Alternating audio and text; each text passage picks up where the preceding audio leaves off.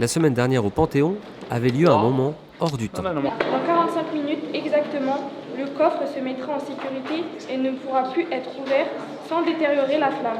Suivez nos indices et récupérez la flamme olympique.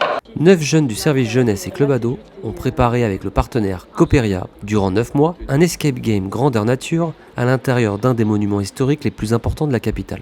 On fait beaucoup d'escape game au sein du club comme activité, les jeunes ils aiment beaucoup.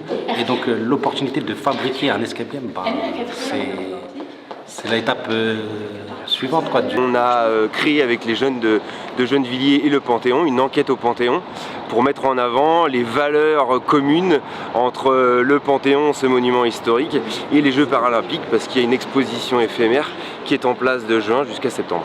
Ils ont géré parfaitement de l'accueil des participants à l'explication des règles et jusqu'au suivi du jeu pour permettre à chacun des joueurs de faire une enquête, on va dire, optimale dans le temps qui est imparti. Ils ont beaucoup donné d'idées, on a fait des tests sur quasiment la moitié, les 3/4 des énigmes. Des fois on trouvait des énigmes, genre il y en a une à trouver le début, l'autre elle va pouvoir donner la fin. On a tout apporté notre aide. On était complémentaires. Ouais, exactement.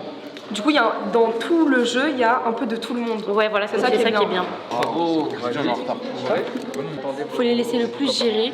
Et si on voit qu'ils galèrent un peu, on les pousse un petit peu, mais en vrai, ils gèrent bien là.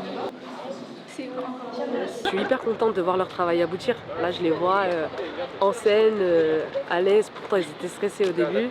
Que ce soit dans un lieu aussi culte comme le Panthéon, du coup, c'est bien de pouvoir voir un endroit comme ça et de pouvoir y accéder dans des endroits que peut-être pas d'autres personnes peuvent. La ville a obtenu en 2019 un jumelage culturel avec le Panthéon, ce qui permet la création d'activités culturelles. Ça permet aux habitants de découvrir un monument, une institution culturelle, ça peut être un musée, et d'encourager aussi les pratiques artistiques de ces habitants. Et donc ils ont découvert durant 45 minutes par un petit jeu de piste qui leur fait découvrir la crypte, la nef du monument, donc l'histoire du paralympisme, les valeurs des grands hommes et les valeurs citoyennes qui nous réunissent.